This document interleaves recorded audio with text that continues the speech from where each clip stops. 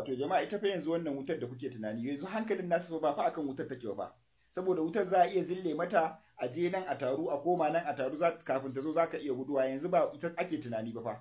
Yanzu wannan wajen makaman nukiliyan nasu, wajen uranium din nasu, wannan gubar tasu ta kera mugayen makamai wanda za a yaki al'ummar musulmi fa, yanzu nan ne wutar ta tunkara, nan ne wutar ta tunkara. Kuma idan har ta je ta ci wannan abun, ko da makamin da suka kera din yana ƙarƙashin ƙasa, wutar ba ta samu ta ci su ba, amma akwai guba da kemikal na wannan gurin. In har wutar ta je ta kama wannan gurin fa, hayakin kadai idan mutum ya shaka to ya tashi daga aiki.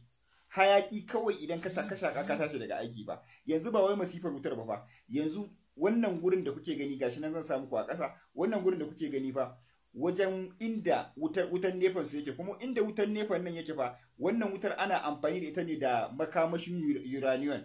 Kuma yanzu wannan wutar ta riga ta kama gurin ci take, to shi kanshi hayakin gurin wallahi kana shakar shi ka tashi daga aiki.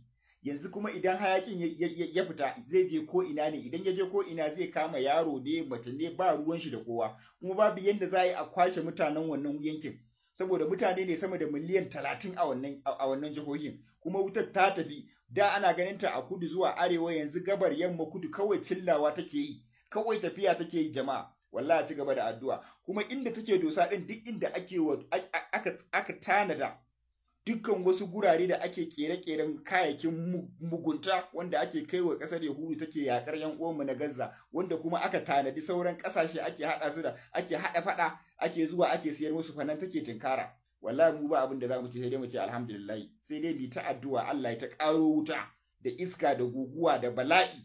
Na rantsa da girma Allah, kawai a ci gaba da addu'a jama'a, suna nan sun rasa yadda za su yi, musulman cikin su kuma ubangiji Allah ya tsare su. Kawai dai abin da zamu ce, kawai dai abin da zamu ce, amma dai abubuwa dai yanzu sun rasa ina za su je, ina za su sa kansu, ina za su je, ina za su sa kansu, su yi gabar, su yi yamma, su yi kudu, kuma inda ba a so din nan wutar take dosa. Ga kuma iska ta fara shiga yanzu, iska ta fara shiga kaɗan yanzu, bugawa take ko ina kaiwa take ta yi. Insha Allah American intaha isfinish ta riga ta kare daga yawan Allah so yadda, ko iya haka aka gama to an ci karfinta, a lokacin da sauran makiya, sauran kasashen da take kiyayya da su kuma suna nan sai ƙara shiri suke, ita kuma sai ƙara ruguza mata shirin ta ake yi. A ci gaba da addu'a, ubangiji Allah ɗaukaka musulunci, ya kaskantar da kafirci, ya haɗa kawunan kan musulman duniya ga baki ɗaya, ya nuna mana munafukan musulmai abu ta kansu. Ina kuke masu kuɗin Najeriya wanda kuka yi ta sata kuna kai musu, to duk ku je ku binciki kuɗaɗen ku.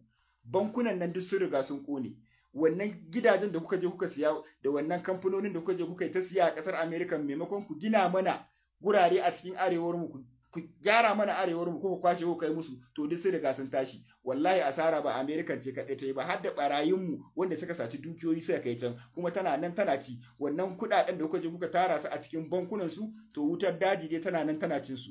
Wannan wuraren kamfaninnukan da gidaje da kuka waye kuka je kuka siya, kaje an ce anguwa mai kuɗi guda ya je ya sayi anguwa kaza a American tashi ce gabaki ɗaya, to wuta ta riga ta ci. Kuma wallahi ba asarar American bace, asarar ku ce. To kun ga da ma gida kuka gyara, to wataƙila da ya muku amfani. Inda kuke tunanin za ku koma ta can masifar ta zo, kuma gashi ba ku gyara gida ba. In kana neman wa'anda suka yi ba gabar ba yamma ba kudu ba arewa ba uwar ba uban, to ka samu barayin Najeriya. Yanzu dai sun rasa inda za su yi, kuma wuta ba iya American kaɗai ta tsaya ba, kana nan mu in san samun mu nema ta gama da turai ɗin gaba ɗaya, duk dukiyoyin da kuka sata duk ta ƙona dan ubanku, ta ma koro ku magani, in ma masifar ce ku dawo gida a zo a mutu tare.